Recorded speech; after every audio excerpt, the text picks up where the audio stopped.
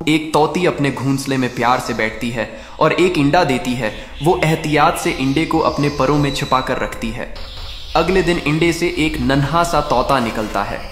तोती खुशी से चहक उठती है और उसका ख्याल रखने लगती है।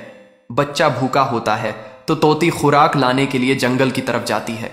वो सोचती है कि जल्दी वापस आकर अपने बच्चे को खिलाएगी।